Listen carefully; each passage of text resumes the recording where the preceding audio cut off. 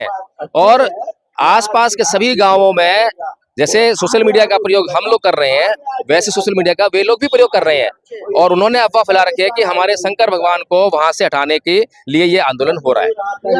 अगर जो भी जोर जोर से भाषण देगा और वो इसके समर्थन में ही बोलेगा, इससे कोई सवाल नहीं करेगा आंदोलन से जो है, तो वो बिल्कुल ठीक है।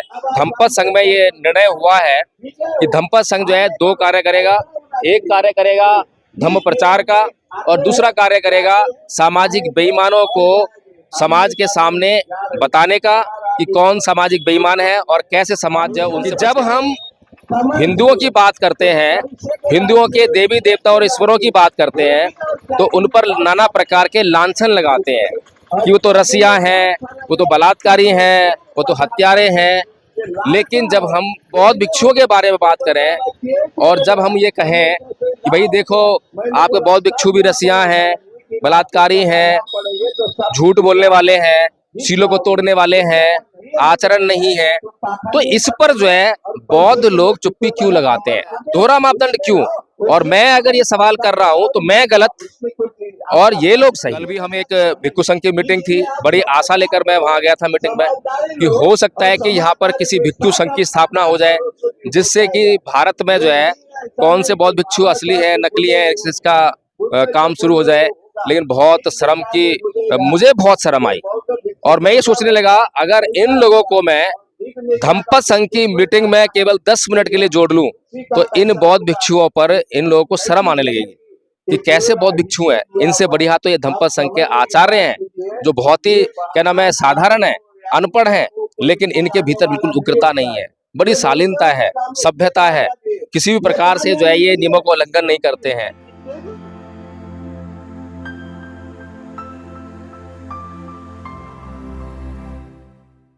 नमस्कार, आप देख रहे हैं एनबी न्यूज 24x7 नीलम बौद्ध के साथ। साथियों, मैं हूं महाबोधि महाविहार मुक्ति आंदोलन गया में।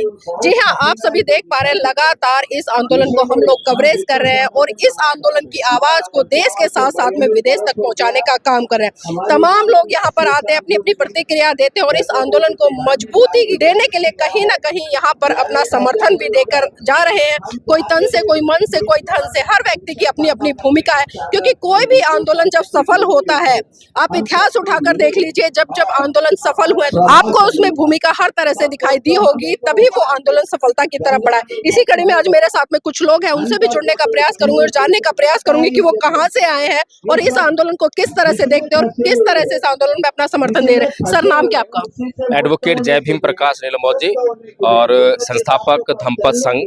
धम्मपद संघ का आप देख रहे हैं जो बैनर जो है ये जो है। तो सर, आप इस आंदोलन में किस तरह से अपना समर्थन दे रहे हैं? नीलम जी, धम्मपद संघ ने जो है सबसे पहले ये जो महाबोधि विहार है, इस अकेले बिहार को नहीं बल्कि जो है इस देश को बौद्धमय करने के लिए जो बिल्कुल गहरी सोच है, गहरी योजना है, उसके साथ में काम करना शुरू किया है। और मैं ये दावे के साथ में कह सकता हूँ कि बौद्धमय भारत करने के लिए अगर एक सटीक योजना के साथ में कोई काम कर रहा है तो वो धम्मपद संघ है। अब तक मैंने जो है बहुत सारे संगठन देखे हैं, संघ देखे हैं, मेरी उनसे कोई ईर्ष्या नहीं है, द्वेष नहीं है और मैं बहुत बड़बोलेपन में नहीं बोल रहा हूँ। मैं बहुत से संघ और संगठनों को देखने के बाद, कई संगठनों को तो 20-20 साल हो गए हैं और 20 साल में उन्होंने करोड़ों रुपया जो है अब तक खर्च कर दिया है। और करोड़ों रुपया खर्च करने के बाद जब मैं भारत में बौद्धों की संख्या देखता हूं तो वही की वही दिखाई देती है। लेकिन धम्मपद संघ ने पिछले 2 साल में जो है बड़ी सटीकता के साथ में अनपढ़ से लेकर पढ़े लिखे तक, गरीब से लेकर अमीर तक सभी लोगों को एक बौद्ध को कैसा होना चाहिए, बौद्ध को किस प्रकार की जानकारियां बौद्ध धर्म की होनी चाहिए, उन सभी जानकारियों से उनको युक्त करके एक ऐसा बौद्ध भारत को देने का प्रयास कर रहा हूं जिससे कि वो जहाँ चाहेंगे, जहाँ पर भी बात करेंगे, वहाँ पर बौद्ध धर्म की चर्चा होना शुरू हो जाएगी। सर आज अपने अपने तरीके से हर व्यक्ति काम कर रहा है, लेकिन हम कहीं ना कहीं एक चीज देख रहे हैं कि एक दूसरे की टांग खिंचाई करने में लगातार लोग लगे हुए हैं, जिसका कारण ये है कि टुकड़ों टुकड़ों में बंटकर और आपस में जो फूट पड़ती है उससे लोग संगठित नहीं हो पा रहे। तो क्या लगता नहीं है कि जो आपसी मतभेद है या एक दूसरे की टांग खिंचाई करके ये संगठित होकर काम करना चाहिए? बहुत अच्छी बात कही नीलम जी। और जैसा कि मैं अभी कह रहा था कि मैंने बहुत सारे संगठनों को काम करते हुए देखा है, तो इसी बात पर मैं ये बात भी कह दूं, अब तक जो मुझ तक ये आंदोलन पहुंचा है, ऐसा नहीं है कि मैंने ही सारी जानकारी इकट्ठी कर ली हो। मैं उन सभी संगठनों का शुक्रगुजार हूं, मैं उनके प्रति कृतज्ञ हूं। मतलब लोगों ने काम किया है तभी यहाँ तक आप पहुंच पाए, आपको पता चला है। तब मेरे तक ये जो है मुहिम पहुंची है, और जो मुहिम मुझ तक पहुंची है उस मुहिम को मैंने बड़े गौर से देखा है, उसकी जांच की है, और जांच करने पर ही मुझे कुछ कमियां नजर आई। हमारा धम्मपद संघ उन कमियों को दूर करने का प्रयास पर कर रहा है। सर अक्सर मैंने भी आपको कई बार सुना है, लोगों ने भी सुना है, और एक चर्चा आपके बारे में बहुत ज्यादा होती है। लोग ये कहते हैं कि आप बहुत तीखा और कड़वा बोलते हो, तो कारण क्या है सर? जो बात आप तीखे लहजे में बोलते हो या कड़वाहट में बोलते हो, अगर उसको आप प्यार से समझा दे तो लगता नहीं कि बात बन जाएगी। देखिए नीलम जी, एक छोटी सी बात है, ये जो आंदोलन यहाँ पर हो रहा है इसमें मेरी भी भावनाएं जुड़ी हुई हैं। महाविहार केवल यहाँ पर आए हुए लोगों का ही नहीं है, जो लोग यहाँ पर इसका आयोजन कर रहे हैं उन्हीं का नहीं है, मेरा भी महाविहार है। मेरी भी तीव्र इच्छा है कि ये महाविहार जो है उन लोगों से मुक्त हो, लेकिन मैं प्रश्न ना करूं, केवल जो है यहाँ पर आकर जो है धरने पे बैठ जाऊं और यहाँ पर एक भीड़ का हिस्सा बन जाऊं, तो मुझे लगता है कि जितनी मैंने पढ़ाई लिखाई की है, मैंने MA बुद्धिस्ट से किया है, मैं बुद्धिस्ट स्टडीज से नेट क्वालिफाइड हूँ, मैं असिस्टेंट प्रोफेसर बनने की जो है क्वालिफिकेशन रखता हूँ। तो मैंने अगर इतना अध्ययन किया है और उसके अलावा मैंने जमीनी स्तर पर काम भी शुरू किया है, तो उसके बाद अगर इस आंदोलन में मैं सक्रिय भूमिका ना निभाऊं, मेंटली इसमें सहभागिता ना निभाऊं, तो मुझे लगता है कि मैं इस आंदोलन के खिलाफ रहूंगा। इस आंदोलन में जो है मैं कहीं ना कहीं छूटा हुआ सा दिखाई दूंगा। सर आपको मना किसने किया इस आंदोलन में अपनी भूमिका निभाने के लिए? पहले तो ये बताइए, क्योंकि आंदोलन में सब आ रहे हैं, अपनी भूमिका निभा रहे हैं, तो आपने ये बात कैसे बोली? देखिए, सबसे पहले मैं यहाँ पर आया, आदरणीय लामा जी को मैंने जो है आते ही 2 दिन बाद मैंने उनसे कहा कि धम्मपद संघ चाहता है कि इस आंदोलन में जो है सक्रिय भूमिका निभाए, और अगर आपकी कमेटी जो है, अगर कोई कमेटी बनाई है आपने, तो उसमें जो है स्थान चाहता है ताकि वो अपनी सहभागिता निभा सके। आपकी अगर कमेटी उसमें सहमति प्रदान करे तो, अगर कमेटी नहीं बनी है तो कमेटी बना लेनी चाहिए। लेकिन 2 दिन तक जो है मुझे कोई जवाब नहीं मिला लामा जी की तरफ से। हो सकता है सर कुछ मजबूरियां रही हो, क्योंकि वो अकेले तो नहीं है, टीम भी बनी हुई है, यहाँ पर एक कोर कमेटी भी है, उसमें भी उन्होंने विचार रखे, हो सकता है उनकी मर्जी ना हो। हाँ, तो वो मुझे सूचना देनी चाहिए ना कि मर्जी क्यों नहीं है। जब उस टीम में ऐसे लोग शामिल हो सकते हैं जिनको मैं कहूँ, मेरा वैसे कहना नहीं चाहिए कि धम्म की कितनी नॉलेज है कितनी नहीं, इसकी कोई तुलना करने का कोई औचित्य नहीं बैठता है, लेकिन मैं ये समझता हूँ कि मेरे पास कुछ ऐसे परामर्श हैं जिनसे कि इस आंदोलन में एक अच्छी सहभागिता निभा सकते हैं। मैं इस बात से भी इनकार नहीं कर रहा हूँ, मैं ये भी नहीं कह रहा हूँ कि इस धम्मपद संघ को जब वहाँ शामिल कर ही लीजिए। आपने आंदोलन खड़ा किया है, आप अगर उसके मालिक बनना चाहते हैं तो आपकी मर्जी है। अगर आप इस आंदोलन का मालिक बनकर जो है इस आंदोलन को जो है लीड करना चाहते हैं, तब भी हम आपके साथ हैं, विरोध में नहीं है। लेकिन कम से कम जो है हमें उसकी योजना से तो अवगत कराइए कि इस महाविहार को आजाद कराने के लिए आपकी क्या योजना है। सर कितने दिन हुए आपको यहाँ आए हुए? मुझे आज 13वां दिन है। 13 दिन हो गए।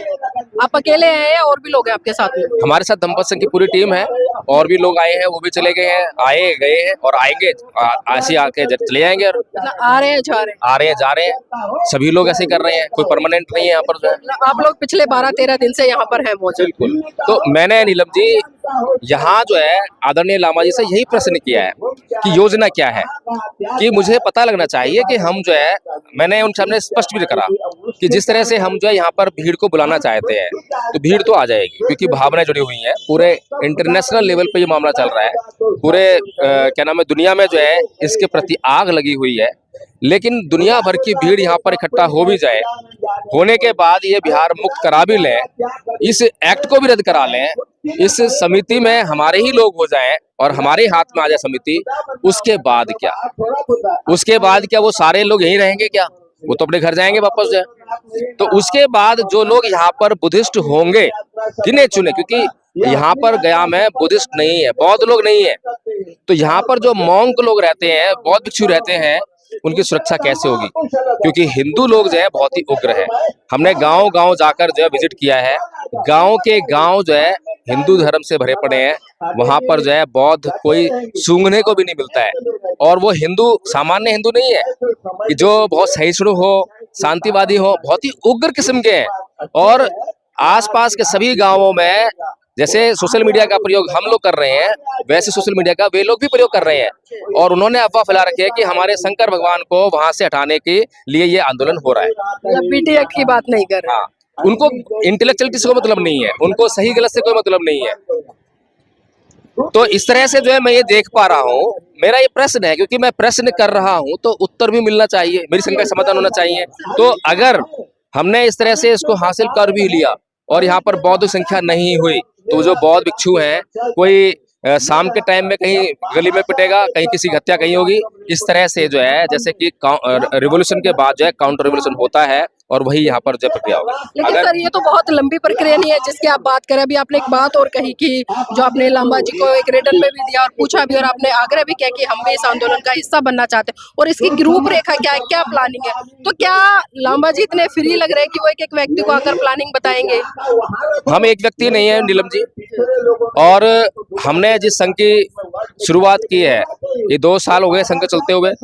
कल भी हम एक भिक्षु संघ की मीटिंग थी, बड़ी आशा लेकर मैं वहां गया था मीटिंग में, कि हो सकता है कि यहाँ पर किसी भिक्षु संघ की स्थापना हो जाए, जिससे कि भारत में जो है कौन से बौद्ध भिक्षु असली है नकली है इसका काम शुरू हो जाए।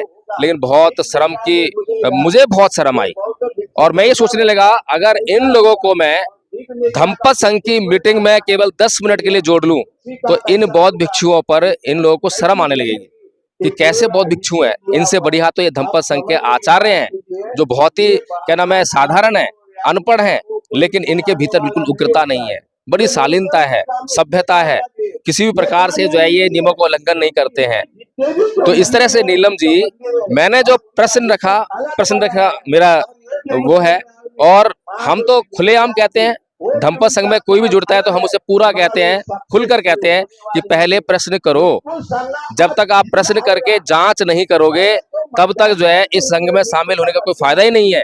क्योंकि अगर आप शामिल हो भी गए, आज आपको अच्छा लगा शामिल हो गए, कल को आपको अच्छा नहीं लगेगा छोड़ के भागोगे, तो संघ का काम रुक जाएगा। अगर आप पूरी तरह से जांच करके और इस संघ को अपना बनाकर, इस संघ के लक्ष्य को अपना बनाकर इसमें शामिल हो गए, तो ये संघ जो है चिरकाल तक चलता रहेगा और इसके लक्ष्य को पाने में हमें आसानी होगी। जी सर, आपने बात बहुत अच्छी कही है, क्योंकि आंदोलन बहुत लंबा है, विस्तरीय रूप ले चुका है, तमाम मीटिंगें भी लोगों की चल रही है, अलग अलग प्रतिक्रिया भी आ रही है। आप भी पिछले 14 दिन से यहाँ पर विराजमान है पूरी टीम के साथ में, आगे भी डटे रहेंगे। तो सर जाते जाते एक आखिरी सवाल और लेना चाहूंगी, क्योंकि कुछ प्लानिंग और कुछ रूपरेखा और कुछ जो वातावरण है वो दिख जाता है कहीं ना कहीं, जो जागरूक लोग होते हैं। तो आप इसको किस तरह से देख रहे हैं, थोड़ा इस पर और विचार डाल दीजिए। देखिए, मैंने तो अब अपनी क्या प्लानिंग है मैं तो वो सोच रहा हूँ। अगर मुझे यहाँ पर लामा जी जो है सहभागिता का अवसर नहीं देते हैं, तब भी मैं उनका स्वागत करूंगा। मेरा उनसे कोई द्वेष नहीं है, मेरा उनसे कोई विरोध नहीं है, और मैं पूर्ववत जैसे इस आंदोलन में शामिल हुआ हूँ, इनके साथ में जब तक इनका आंदोलन चलेगा मैं इनके साथ वैसा ही बना रहूंगा। मेरा कोई कैसा भी विरोध नहीं है। लेकिन मैं 2 टूक शब्दों में कह रहा हूँ कि जब हम हिंदुओं की बात करते हैं, हिंदुओं के देवी देवता और ईश्वरों की बात करते हैं, तो उन पर नाना प्रकार के लांछन लगाते हैं कि वो तो रसिया हैं, वो तो बलात्कारी हैं, वो तो हत्यारे हैं।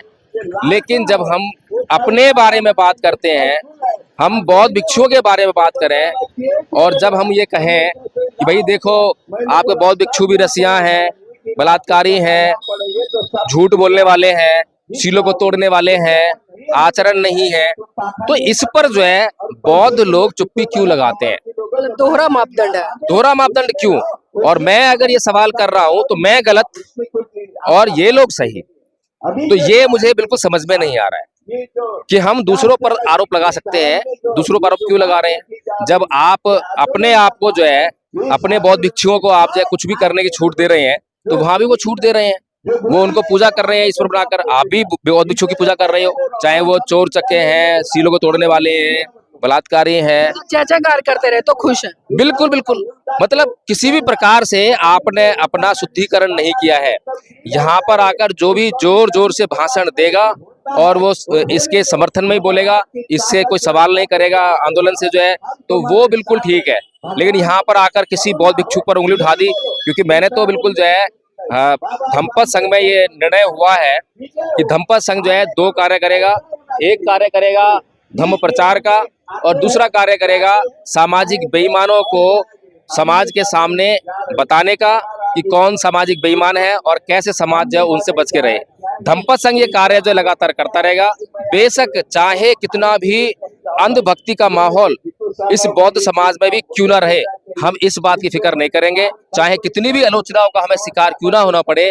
क्योंकि लोग जो है जब कुछ बदलाव की बात करते हैं, सामाजिक कार्यक्रम चलाते हैं, तो उनको साइको कहा जाता है, पागल कहा जाता है और उस समय का समाज जो है स्वीकार नहीं करता। लेकिन सच्चा सामाजिक कार्यकर्ता वही कि वो बात करता है जो समाज को जरूरत होती है। लेकिन राजनेता जो है केवल वही बात करते हैं जो समाज को पसंद आती है। तो इसीलिए जो है हम वो बात करेंगे जो समाज की जरूरत है, ना कि समाज को पसंद हो।